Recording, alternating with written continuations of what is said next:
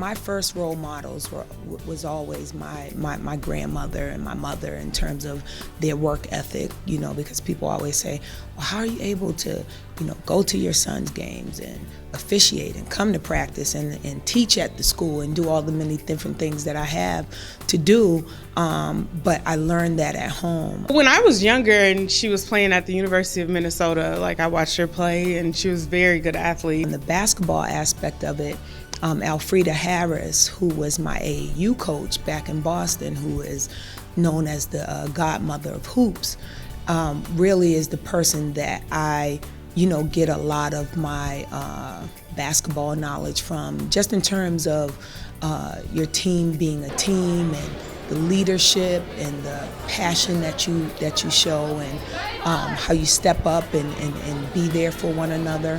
When I found out she was going to be a coach, I was like, I really want to go back to North, and I think we kind of both just talked about it and it kind of just happened. I didn't know her before I came to North. And so when I did know who she was, I started learning how to talk to her, get along with her, learning how she operates. When Coach Krystal came, she told us, this is the first thing she told us. Because we always oh my gosh, the boys get everything. She said, you guys want the boys, you guys got to work just as hard as them. You got to push it 10 times harder than them. You want to make the top, you got to play to be the top. You got to try your hardest to be the top. A lot of the young ladies were excited that, someone with the experience that I have and my coaching staff was coming in to work with them. But what I don't think they were quite ready for was the accountability aspect that we bring with that. She don't put up with no attitude, at all.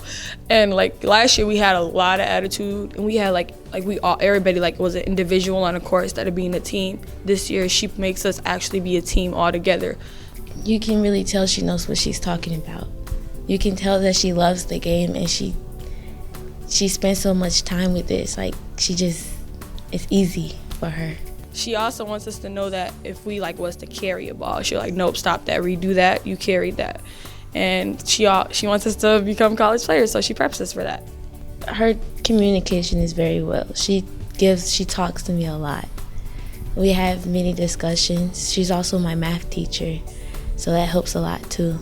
And that's one thing I admire about her, because some coaches are they're one way. You're going to get them, they're going to yell at you, or they're going to be pretty, laid back. And so she's able to, understand which kid she's working with and kind of tailor her approach that way. I use basketball as a vehicle to get a free education. And if they can look at me and say that, Coach was able to go to school, to get a scholarship, to graduate, to go on and coach collegiately, to also be an official, sky's the limit for them. When you bring all those together, you have the ability to really reach the girls in a different light, opposed to someone who just coached and not played. And she's able to really bring some of the experiences that she had as a coach, as a ref, and as a player to the table, and really teach them more than just from a coach's standpoint. She actually played college basketball. She played in the Division I league, so that's inspiring us. If Coach Krystal can do it, we can do it too, especially now that she's coaching us. But I also think that it's important for our coaching staff to mirror what we want them to be, in terms of us working together, us being respectful of each other.